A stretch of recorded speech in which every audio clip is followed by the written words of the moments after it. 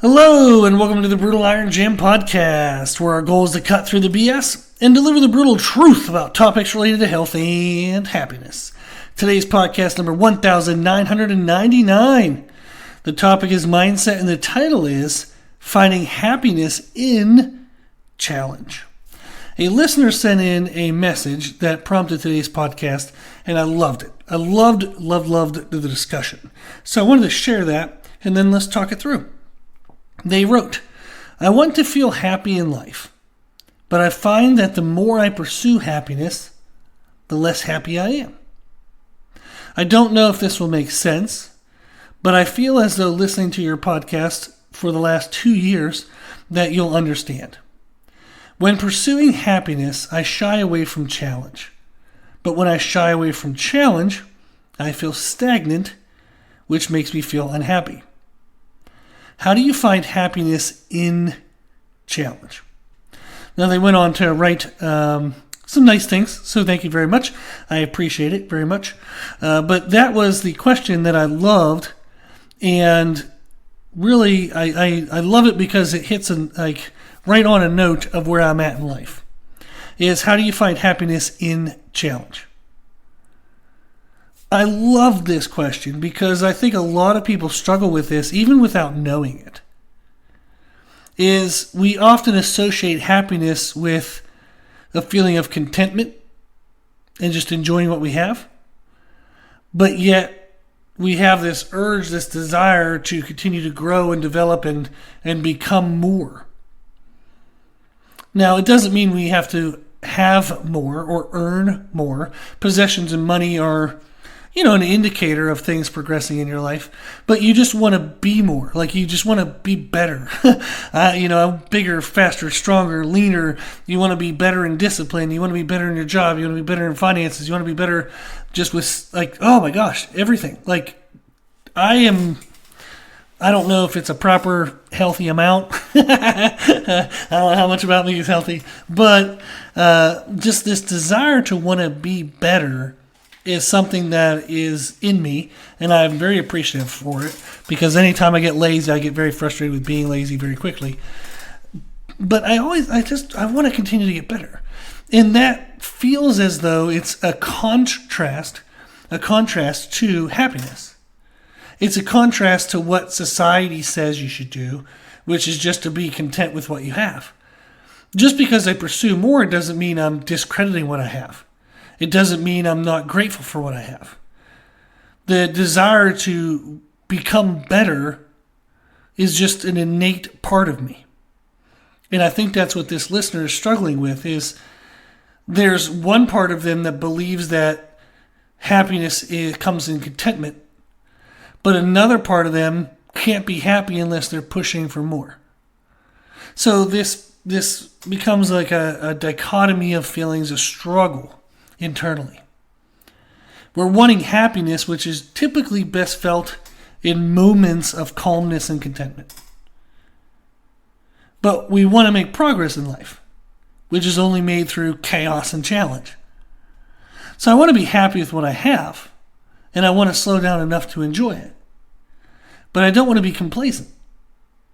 I want to continue to make progress, continue to grow, which it feels as though requires some degree of discontentment and a relentless pace of work. How can I be happy with what I have and enjoy it while I want to pursue more and have to work extra hard to achieve it? It seems as though those two can't coexist. But I'm a stubborn human being, so I'm determined to figure it out. I believe that they can. And I'm in the process of trying to find that. And what I'm working on is being purposeful, being aware, being purposeful, being very careful with my mindset and my schedule, my thoughts, my time, my energy. Planning when to slow down and enjoy what I have, but planning when to push harder, pushing for more.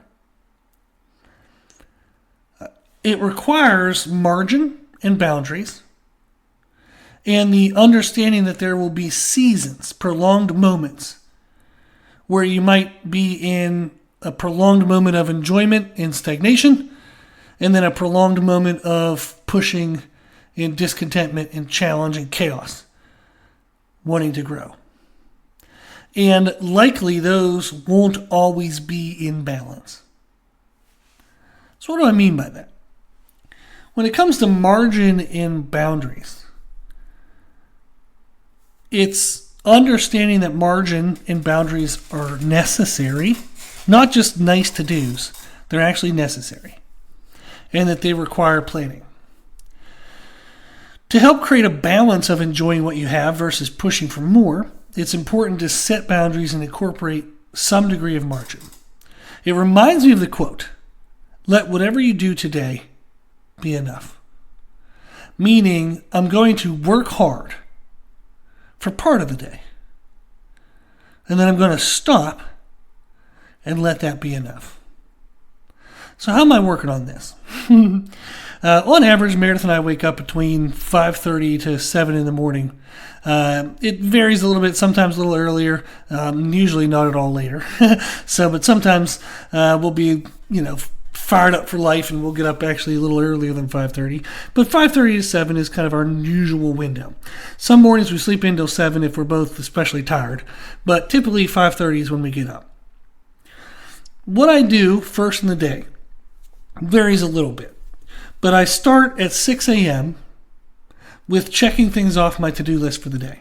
So at 6 o'clock, I'm starting into my day where I am purposeful with each thing I do, making sure that it checks off something on my list.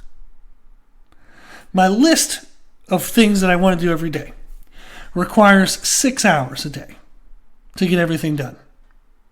But I allow myself from 6 a.m. until 5 p.m. to complete it. So I give myself 11 hours to complete 6 hours of work. That sounds weird. It sounds like possibly excessive margin. However, this is to ensure that even on days I don't start until, say, 7:30, because we sleep in a little bit, that I still have time to get all 6 hours of work in. And on days where we have doctor's appointments, on days I have extra Zoom consultations, on days there's extra work around the house, on days when unexpected, uncommon, unscheduled events happen, I will still have 6 hours to get the work in that I need to. Even if random things consume a significant portion of my day, even up to 3 or 4 hours of my day. On the days that these random events don't get in the way, I just spend extra time doing the 6 hours worth of work. The 6 hours is a absolute baseline minimum. It's the least I can do and feel like things are as expected, going as expected, and going to progress as expected. Meaning, it's not 6 hours to stay the same, it's 6 hours to stay the same and grow a little. But it's just the least amount. So, if I have extra time, rather than making an Instagram post, that rather than making it a quick version, which I can do in like 10 minutes, maybe I'll spend 20 minutes editing it, making some extra little voiceovers, extra clips and changes in the screen, making it a little more visibly enjoyable or interesting. So there are quick versions of posts, but then there are longer versions of posts. So on the days I have extra time, I'll take the time to make it better. There's definitely just an endless degree of visual presentation when it comes to social media. You essentially have 2 or 3 seconds to get people's attention and try to hold that attention. If you're looking for people who are just scrolling past, if it's somebody who's going to my page specifically to see what I posted that day, they're going to be more patient and they're going to actually follow along in the video a lot longer. But it still has to be somewhat interesting for them to stay. But it's a challenge. I can spend 10 minutes and post something, and something is better than nothing. I could spend an hour editing a 1.5-minute video. And I guarantee there are people that spend longer than that, editing a 1.5-minute video. But what am I going to get on a return on that hour? Am I really going to get, an extra 10 clients out of a highest quality possible minute and a half video versus an okay minute and a half video, right? So the 6 hours I set aside in my 11-hour window is the minimums. So when I have extra time, I'll spend extra time on those elements, or maybe I'll actually spend time on a future project, something I want to develop but I don't really usually regulate as a regular thing. Or maybe I'll spend extra time in learning opportunities. I'll check out a couple extra YouTube videos or listen to an audio book. I'll just spend a little extra time learning. So my 6 hours of work per day is the minimum to keep things as is and to keep the same expected rate of growth. But in those extra moments, I can push for more. But that's my time frame. From about 30 minutes after I wake up until 5 p.m. That's the time of the day, the boundaries, the edges, the walls of when I will push for progress. Then at 5 p.m., I stop. I check in with Meredith because that's usually when she's finishing up her work around that time. See how her day's been and what she needs. And then we kind of do things together in the evening, just kind of chill and do projects around the house, just hang out, go for a walk. Maybe we have to run to CVS for something. Whatever it is, we just have time in the evening together, which is awesome and I love it. Then around 7:30, 8 o'clock, somewhere in there, I'll cook dinner for us. We eat and chat. And then usually we're wrapping up our day around 9 o'clock. And hopefully if everything goes well, we're in bed by 10. That's kind of the plan. So from 5 to 10, I enjoy what I have, which includes who I have. So very grateful for Meredith in my life. But that's my enjoyment. That's my contentment. That's the just look around and see what you got, man. You were just pushing all day to try to get more. Now stop. Take a breath and enjoy what you have. Remember who you're pushing for.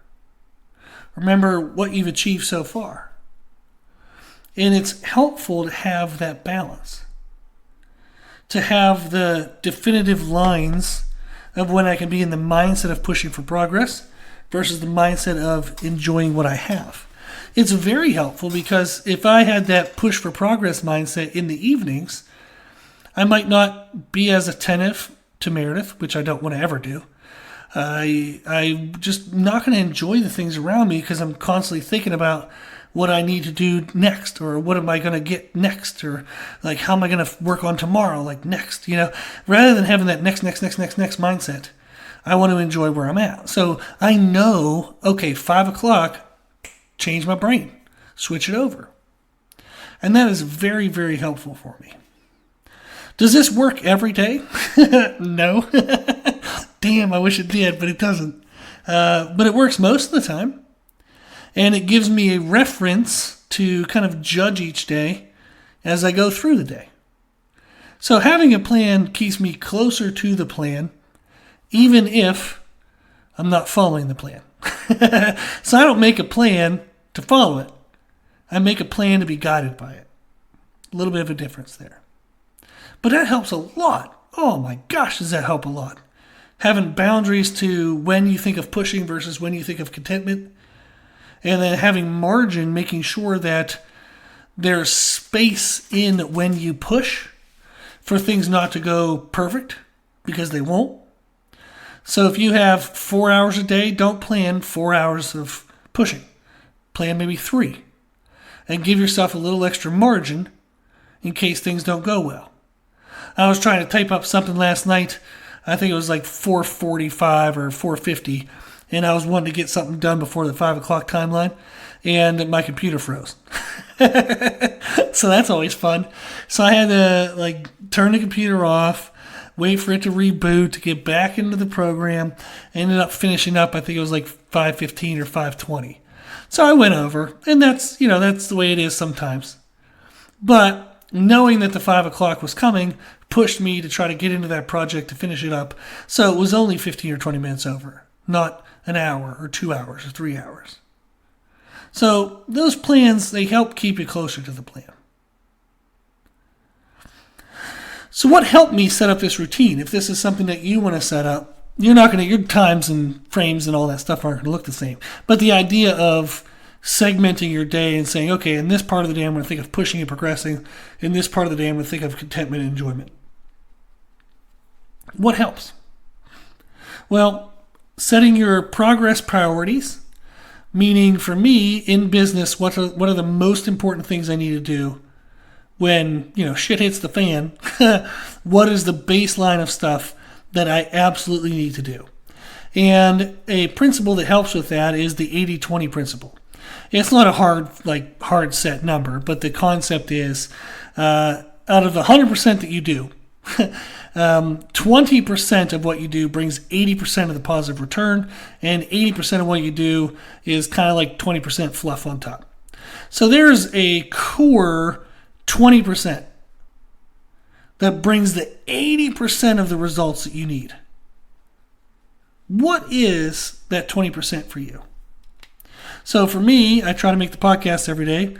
I try to work out every day because if I look good, it helps with business. That's just truth. So I want to continue to look better. I want to get bigger and leaner and just look better in the videos because then it gives me more instant credibility when somebody starts to watch a video. If I look good, people will be more willing to listen. So then that helps them get the information to start to be processed. And then they like, oh my gosh, maybe this guy knows some things that could help me. And then all of a sudden, I'm able to help them. They get help that they need in life. So me looking better helps. So I need to, and I've learned to prioritize my health for that. So podcasts every day, training every day. I eat well every day. I take care of my nutrition. I check in with my clients. That's next on the list. I got to take care of the people I have. And then I focus on getting more, which would be making social media posts and growth opportunities, returning emails, things like that.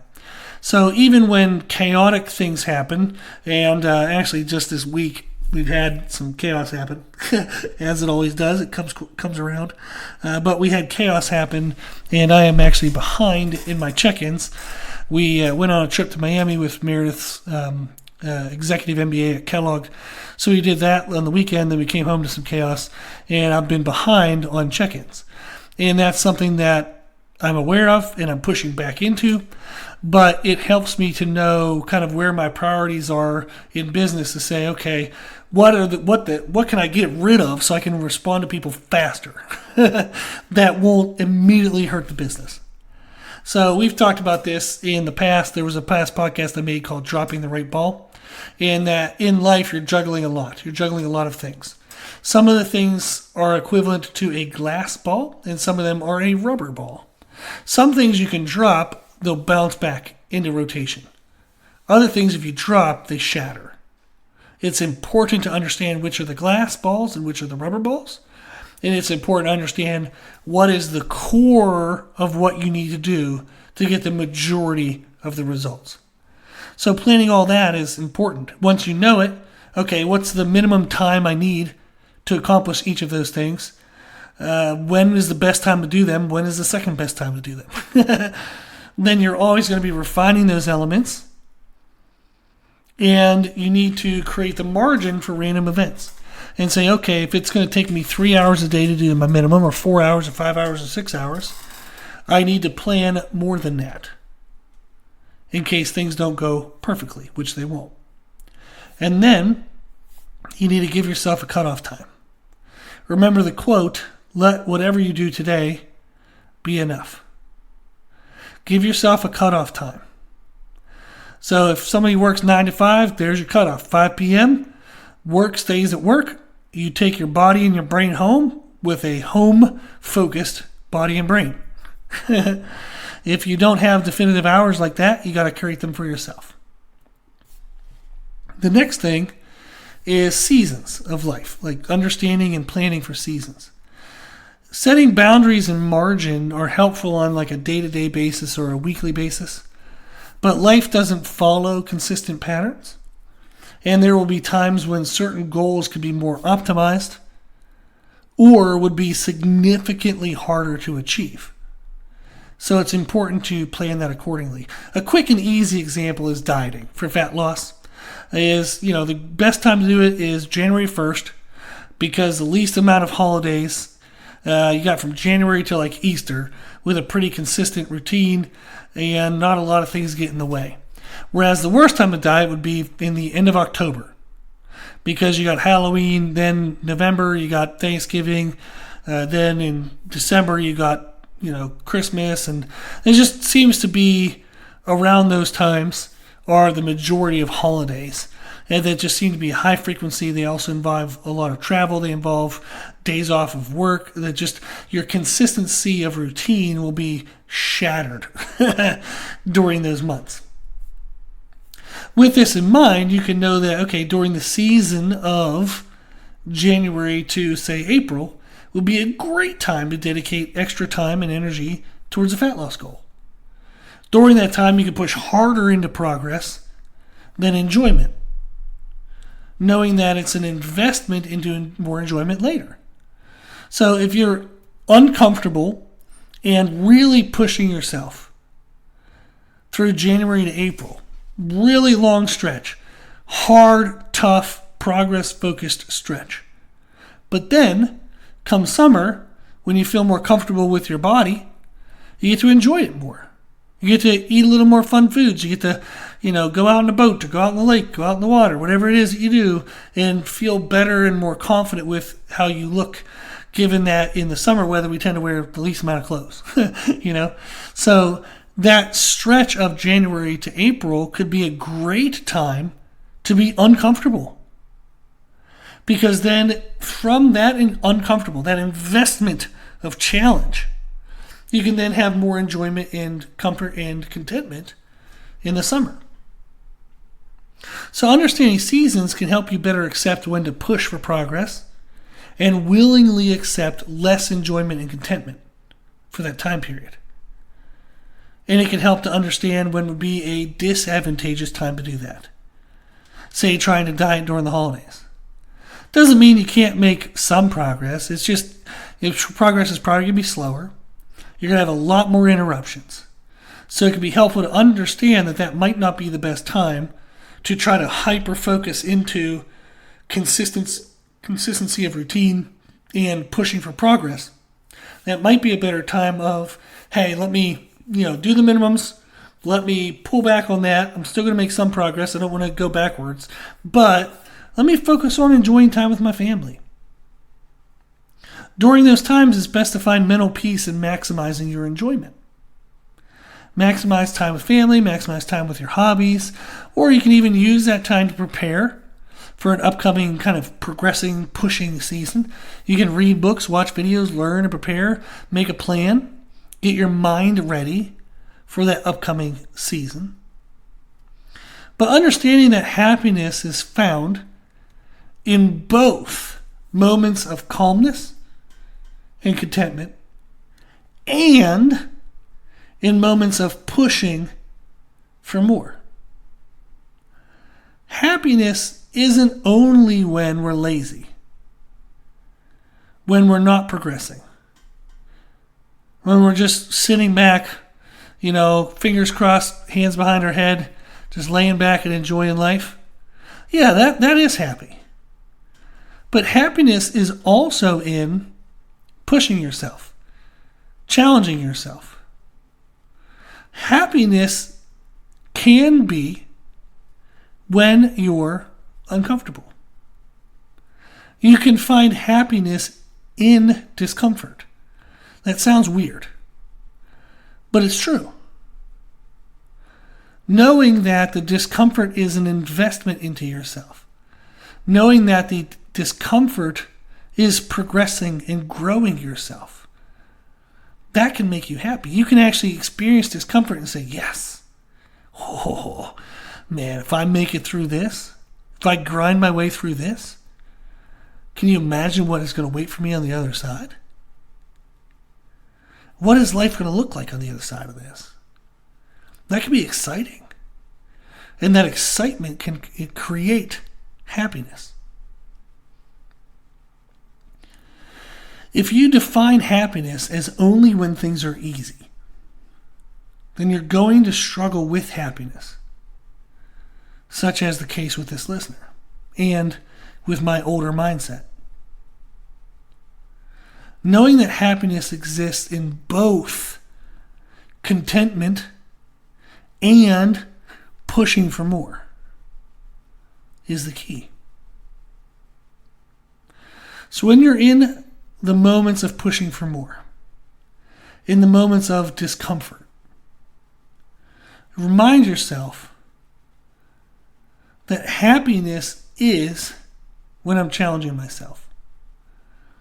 Happiness is when I'm growing myself. I can be happy and uncomfortable at the same time.